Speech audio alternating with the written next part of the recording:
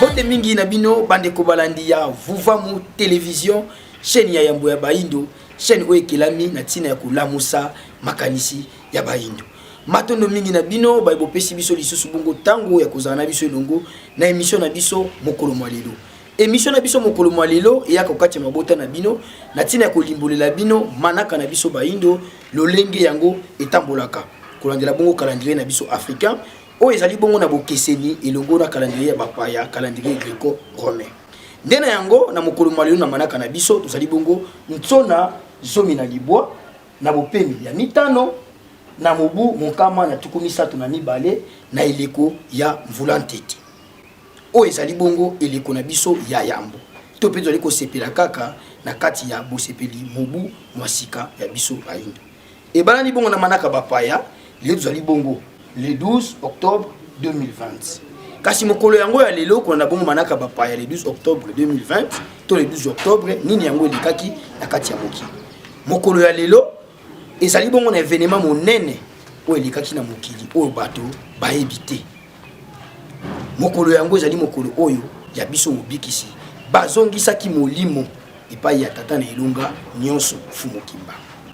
Kasi ya kokamwa mokili ebite lelo oyo le 12 octobre batie yango mokolo ya rentrée scolaire ya bana na esika ya kokanisa bozongi ya Fumu Kimba. Lisusu komona bitando bakolobela mingi penza bozongi ya mbuta lwambo pamba te azalaki alanga nzembo bakolobela ye na bitando. Kasi biso bazali kolobate ya motu ya penza nini oyo yango esalemaki na mokolo mwalelo kaka bana ya Fumu Kimba, kaka bana ya Vuvamu o bazali ko kambema na bokambemi ya nesongi andi na Fumu Kuski ya muzala pa na Angola nde bayebi tina pe motuya ya mokolo yango ya lelo. Tata mama ngonga ezali nanu, ngonga ezali toya na siège ya religion africaine voto kan Fumu Kimba na Mongo Kongo esika bazali kokumisa to kokanisa ya biso mobikisi bazongisa ki molimo epai ya tata na elonga nyonso Fumu Kimba. Yango to interpeller na bino bande ko balandi, to interpeller na bino bakonzi bozwa conscience ya ko valorisaka pe ko pesa ka lokumu na badate historique na biso Baindo. Pona nini te totombela pe lisusu bongo bande ko na biso bayi babotami mokolo yango ya lelo ya bozongi ya Fumu Kimba. Wapi pa etomoni mbuta machwa to pe bongo tata masuwa totombeli bino babotami ya elamu.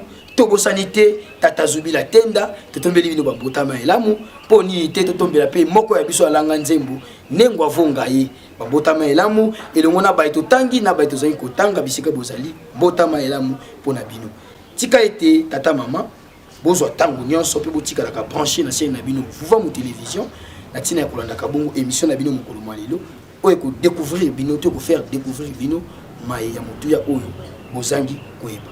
Pona biso na bino tokutani lisusu na mbala ya sima. Kimi ya Nzambe ya bakoko eyingelo kati ya mabota na bino matondo mingi.